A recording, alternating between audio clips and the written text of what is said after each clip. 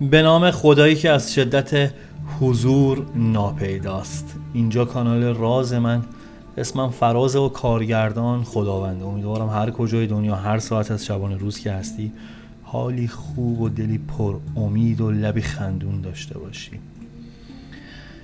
و ازت میخوام اگر جایی بودی تو شرایطی قرار گرفتی که خواستی از کسی، از شرایطی خواستی انتقام بگیری، تا حد ممکن به تأخیر بنداز. انتقام از اون غذاهایی که باید سرد سرو بشه. هر جا خواستی پاسخی از سر خشم به طرف مقابلت بدی، جایی خواستی انتقام جدی از طرف مقابلت بگیری، این جمله یادت باشه که انتقام غذاییه که باید سرد سرو بشه. قراره توی این ویدیو ذهنمون رو آزاد کنیم، از هیاهو و شلوغی‌های روزمره فاصله بگیریم تا گرمای کلام حافظ آگاه کنه ما رو نسبت به روزمره‌مون، آگاه کنه ما رو نسبت به زندگی که در پیش رو داریم. دیدی چقدر بعضی موقع فکر میکنیم که دور و برمون شلوغ بلوغه؟ واسه تو هم پیش اومده؟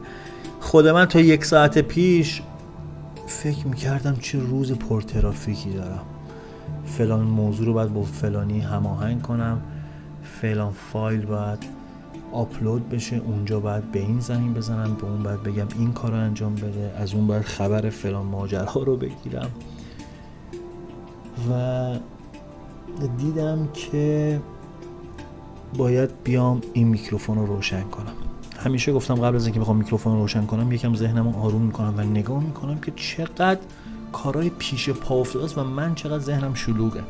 خودم قراره از هیاهو فاصله بگیرم تا بتونم موشکافانه و جستجوگرانه از تو غزل حافظ پیامی رو به گوشمون برسونم که هم چاره‌گشای خودم باشه و هم چاره‌گشای تو باشه. امیدوارم که ممکن بشه چنین خواسته ای که دارم. چند ثانیه سکوت میکنم تا فرصت داشته باشی که نیت کنی، یعنی اینکه تصور کنی، تجسم کنی هر آنچه که در انتظار اتفاق افتاده نشستی.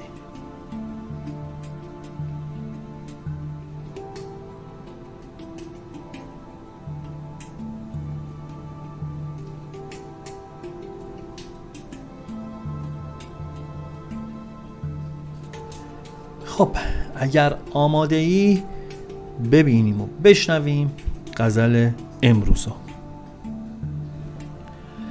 40 سال بیش رفت که من لاف میزنم که از چاکران پیر مغان کمترین منم.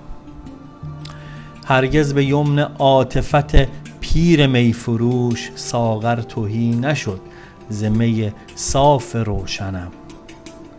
از جاه عشق و دولت رندان پاکباز پیوسته صدر مصطبه ها بود مسکنم. در شأن من به درد کشی ظن بد مبر، کالوده گشت جامه ولی پاک دامنم. شهباز دست پادشهم این چه حالت است که از یاد بردند هوای نشیمنم. حیف است بلبلی چو من اکنون در این قفس، با این لسان عذب که خاموش چو سوسنم. آب و هوای فارس عجب سفله پرور است، کو همرهی که خیمه از این خاک برکنم.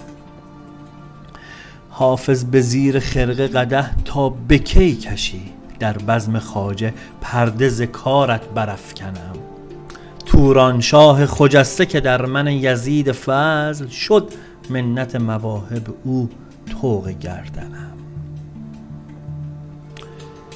بریم با هم سراغ تعبیر و تفسیر این 9 بیتی از لسان غیب حافظ شیرازی. ببینیم چی برای امروز من و تو داره و چی دستگیرمون میشه. در ابتدا باید بگم که حافظ این غزل رو در رابطه با تورانشاه وزیر به نام و لایق شاه شجاع سروده و مدعیه که بیشتر از 40 ساله که نسبت بهش ارادت داره. وقتی داره میگه بیشتر از 40 سال یعنی هول و هوش میان سالی حافظه. حافظ توی این غزل به استعاره میگه که من کمترین و کوچکترین خدمتگزار پیر مغانم و خودشو مخلص و چاکر میدونه و میگه به خاطر همین لطف و مرحمت ایشون به منه که هیچ وقت اون جام شراب من خالی نبوده و همیشه پر از شراب ناب بوده. 40 سال بیش رفت که من لاف میزنم که از چاکران پیر مغان کمترین منم. میگه که بیشتر از 40 ساله که مدعیم که یکی از کوچکترین بنده هاش هستم. هرگز به یمن عاطفت پیر میفروش ساغر تهی نشد زمه صاف روشنم. به برکت لطف و محبت پیر مغان هرگز پیالم از باده ناب و شفاف خالی نبوده. در شأن من به دردکشی ظن بد مبر، کالوده گشت جامه ولی پاک دامنم. میگه از این که منو تو حالت مستی با لباسی نامناسب و حالتی مست توی این میخونه و اون میخونه میبری فکر بد راجع به من نکن. دیگه نمیدونم انتظار داشته چه فکری میشه کرد آخه. میگه هر چند که لباس من آلوده به شرابه ولی از گناه پاک هستم، منو قضاوت نکن به خاطر شرایط ظاهری.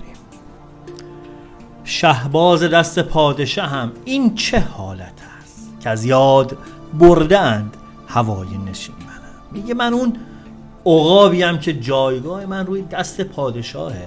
دیدید دیگه خیلی از این پادشاهان اون حیوان خونگی که نمیشه گفت ولی خب اون حیواناتی که مثلا نشانه قدرت نشانه پادشاهیشون هستش، یکیش مثلا عقابه که اینو روی دست اینا رو تعلیم میدن که پرواز کنن برن شکار کنن و برگردن بیان. حتما تو خیلی از فیلم ها و سریال های قدیمی اینو دیدید. داره خودش رو تشبیه میکنه میگه من اون عقابی هستم که جایگاه من روی دست پادشاهه.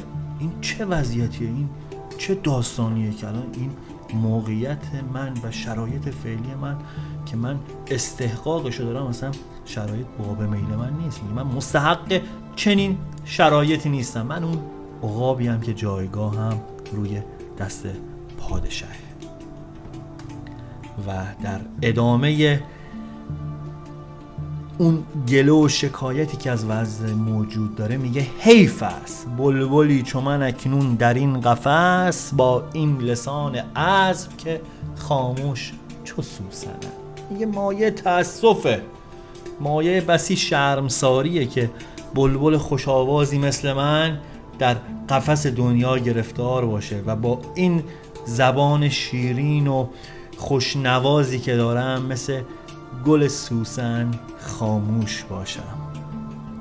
در واقع اگر تو بیت اول اشاره کردیم که داره میگه 40 سال گذشت و سنشو بتونین تخمین بزنین موقعی که اینو سروده، داره به بی ارزش بودن دنیا، به خیلی از این مشکلاتی که من و تو ذهن خودمون فکر میکنیم چه بزرگ راه افکاری داریم، این سرعت تراکنشات افکار رو توی ذهن بعضی موقع بهش فکر کردیم. مثلا باور کن خود من اصلا آدم اصلا بگی کار پرمشغله‌ای داشته باشم، کار عجیب غریبی داشته باشم، بیزینس خاصی دارم، به خدا اینجوری نیست.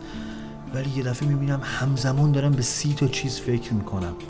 به شدت ذهنهای نامرتب داریم و داره به بی ارزش بودن این مسائل به این دنیا داره اشاره میکنه. داره دنیا رو به قفس تشبیه میکنه در واقع. و این رو هم از بیت 8 بگم و بریم دنبال پیامش برای امروز خودم و خودت. میگه حافظ به زیر خرقه قدح تا به کی کشی، در بزم خواجه پرده ز کارت برافکنم.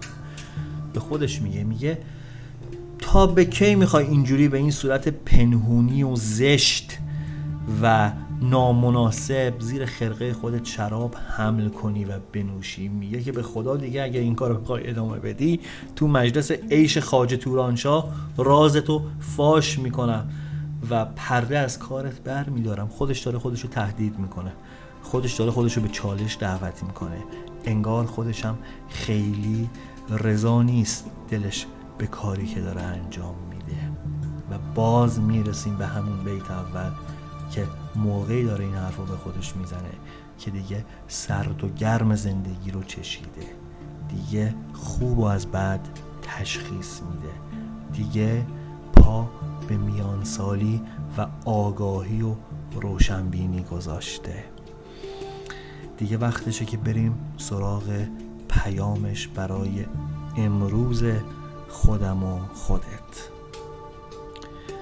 پیام امروز اینجوری شروعش میکنم که یه مقدار میخواد بهت تلنگر بزنه، یه کوچولو داره گوشه من و تو رو داره میکشه، میخواد حواسمون جمع باشه. میگه زمان رفت و عمر تو بدون اینکه چیزی رو که میخواستی به دستش بیاری داری سپری میکنی. اینو چجوری بهش میرسیم؟ وقتی اونجا داره میگه 40 سال گذشته و جایگاه مناسبی رو که خود حافظ برای خودش در نظر میگرفته و خودش رو به عقاب تشبیه میکرده، نمودش توی این پیام برای امروز من تو اینه که جایگاهی رو برای خودت تو ذهن تصور میکنی که با شرایطت جور در نمیاد. آرزویی کردی که برای رسیدن بهش باید تلاش کنی. اگر جایگاهی که امروز درش قرار دادی راضی نیستی، ازش مهاجرت کن، تغییر مکان بده. توی زندگیت اگر لازم تغییر شغل بدی، تغییر مکان بدی و بخوای از مرحله عبور کنی، حتما این کارو بکن که با نیتت که در سر داری چنین چیزی به شدت مناسبت داره و هر تغییری برای تو به نفعته. اگر اعتقاد داری که انسان بدشانسی هستی، باید اینو بدونی که این الگوها و اون تگ‌های نامناسبیه که به شخصیت خودت چسبوندی. اصلا چنین چیزی نیست. بدشانس و خودشانس نداریم، خوششانس نداریم. اینو فهمیدیم، قبلا راجبش گفتیم. هر کسی که بیشتر تلاش میکنه در معرض اتفاق افتادنهای مثبت بیشتری قرار میگیره. نمیتونیم اسمشو بذاریم شانس، بهش میگم پشت کار. یعنی پیام میخواد اینو بگه اگر اعتقاد داری که انسان بدشانسی هستی، هرگز چنین چیزی نیست. خودت فرصت ها رو از دست دادی. خبر خوب، هنوز وقت هست. چجوری؟ اینکه بندگی خدا رو فراموش نکنی و برای تلاش کردن قیام کنی. قیام که میگم صحبت از شورش نیست. قیام یک فعل و انفعالیه که در یک لحظه، در یک نظر رخ میده و تو اولین قدم رو برمیداری. اولین قدم رو باید خودت برداری و باید سپاسگزار کسانی باشی که توی این راه قراره به تو کمک کنن و لطفشون داره شامل حالت میشه. فقط کافیه که با خودت رو راست باشی. یکی از سخت ترین کارها صداقت با خودته. این بود پیام امروز. امیدوارم که تلنگری زده باشه برای شروعی دوباره، برای برنامه ریزی دقیق تر و بروزتر. قیام که میگم قرار نیست انقلابی رخ بده، فقط قراره یک لحظه نظر کنی به خودت و تصمیم بگیری امروز یک نسخه بهتر از دیروزت باشه. موفقیت چیزی نیست به جز تغییرات و اتفاقهای مثبت کوچیک که تو دراز مدت بهش نگاه میکنی میبینی چه اتفاقهای بزرگی رخ داده. بعضی موقعا پیش اومده که فکر کنی چقدر انسان خوبی شدی، چقدر کمتر اشتباه میکنی، چقدر بیشتر در معرض اتفاقهای خوب هستی. این به خاطر همون قدمهای کوچیکیه که داریم برمیداریم. این توضیح رو برای این دارم میدم که میخوام واقع بینانه به پیام نگاه کنیم. شاید من میام اسم تایتل ویدیو رو فال میذارم، ولی واقعا درس زندگیه واسه خود من. نمیدونم تو دیدت چیه بهش، ولی خواهشم اینه که یه کمی جدیتر به خودمون و مسیرمون نگاه کنیم. ممنونم که حوصله کردی تا اینجا این پیام با من همراه بودی. خواهشم ازت اینه: الکل مصرف نکن، سیگار نکش، موزیک خوب گوش بده، از زندگیت لذت ببر و عاشقی کن.